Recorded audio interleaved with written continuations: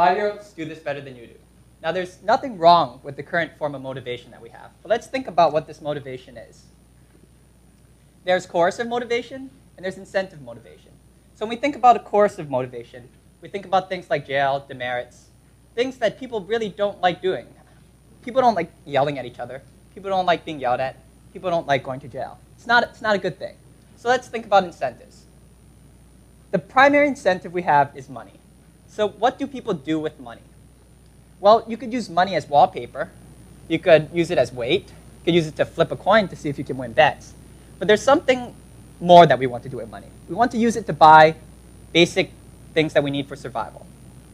We want to use it to buy things like vacations. We want to use it to buy things like cars, football tickets.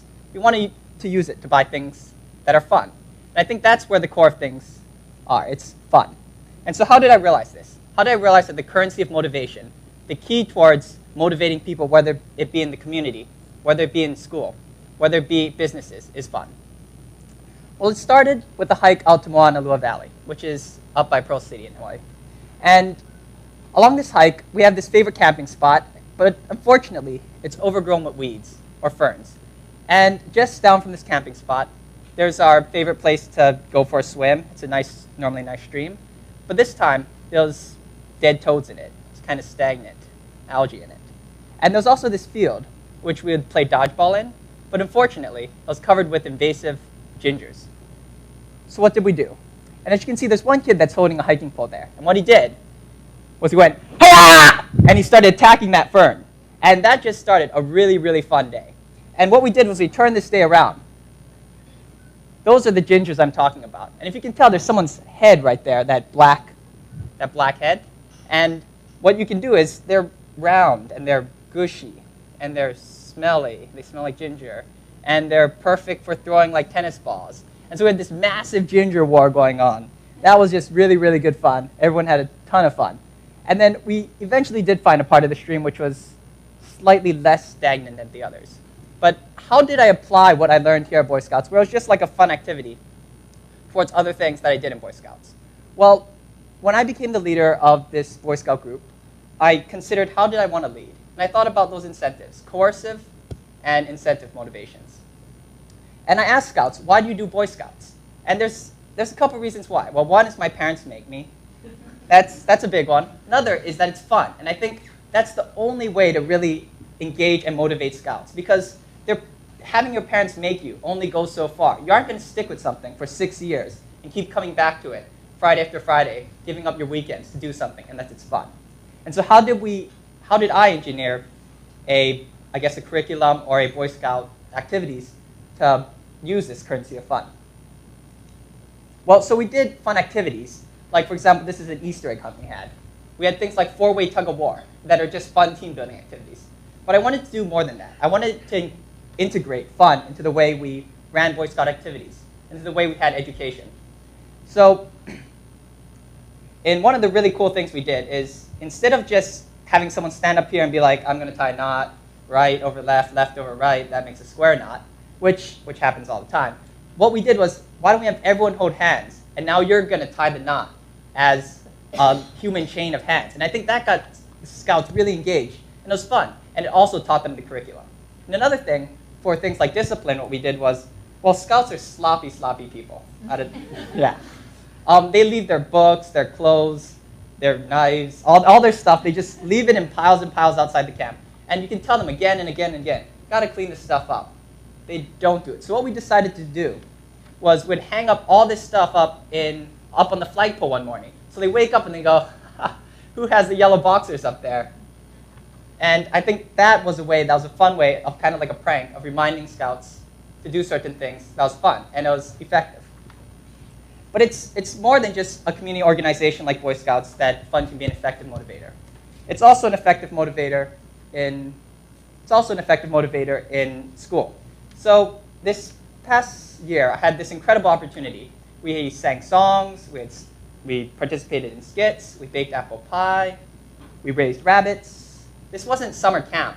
This was biology class. And this was a really, really good biology class by two incredible teachers. And the way they did this was they made education fun. And it wasn't just fun for the sake of fun. This fun was directly related to education. So they appealed to a variety of learning styles, whether it's kinesthetic, audio, or visual. And so, for example, with rabbits, we calculated the chance that if we mated 2 rabbits, what are the chances that it'll have agouti fur or Angora fur? What is the chance that it'll be a dwarf rabbit or a normal-sized rabbit? What is the chance that I'll have a black spot or a white spot? And we did this using the percentages of certain alleles, which are like bits of DNA. So it's like real life, it was hands-on. Another thing we did was we had skits and songs. So one of the songs starts off with, "In the ferns where I was born, of the cells of diploid, we all live in a yellow sporangium, a yellow sporangium, a yellow sporangium." I think that's just a fun way that helps audio learners learn about plant parts. And the other really hands-on cool activities that we did was we had Jenga blocks. And we've all played with Jenga before. And what's the really cool thing is that if you dip the edge of a Jenga block in soap and then blow through it from the other side, it'll show that there's these actually tiny little tubes inside wood that can carry oxygen or water, in this case oxygen when the bubbles form. But there's actually little tubes in wood that are for real. And that's a really cool thing. And finally, here's my favorite one. And we've all maybe learned about Darwin and how he had this finch experiment or finch observation in the Galapagos Islands. In this case, he noticed that there was different finches that lived in different parts of the islands. And he guessed that one finch had evolved into all these different sized finches. And by different sized finches, I'm referring to their beak size. So what did we do in biology class? This is our beaks for biology class. Needle-nose plier, I don't know, normal-sized plier. And the environments we had was candy or nuts. So the people that had environments of large walnuts, they could get the walnuts with these pliers. The people who had to get candy, which was often hidden inside little tubes or crevices, were better off with the needle-nose pliers. And so what this showed us was that if there was different environments, people with different beaks would move to different parts of the room so they could take advantage of the different environments. If there was only one environment out that day, say only large walnuts, the little needle-nose pliers wouldn't have much to eat that day. I think that showed us evolution, natural selection, and a lot of Darwin's concepts. And so we've gone through how fun is an effective motivator in the community and how it's an effective motivator in education. And there's one more example I want to show about education. In the US history class we had, there was a simulation. And in this simulation, it wasn't just read about this person off Wikipedia, write a one-page summary, and then forget about that person. We actually had to understand this person. And here's how it worked. We were assigned different people. And in this case, it was a robber baron, which was a industrial capitalist who made a lot of money during the 1880s. And so maybe one person was J.P. Morgan, one person was Rockefeller. And what we did was we'd have this kind of exchange of who was the worst of us, who was the best of us. So someone would be like, "Hey, man, you were the one whose dam broke and killed 2,000 people. Don't look at me. I built 3,000 libraries. I was the one that bailed out the federal government." And this really forced us to engage in the activities, to understand what was going on, and take an active part in education. And so I can personally attest that when these classes were fun, they were much more fun to go to. I wanted to go to them. And this is an incentive motivation that is effective. This is the incentive motivation that is the currency of what motivation is. And it's so easy. 5-year-olds do it. And so, but it's not just school and it's not just community organizations. The companies are catching on.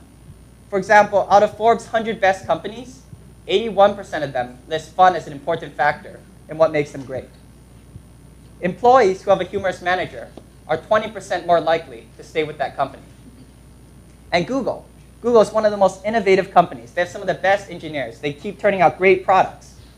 And how do they do that? Well, might it be that they have slides in their facilities?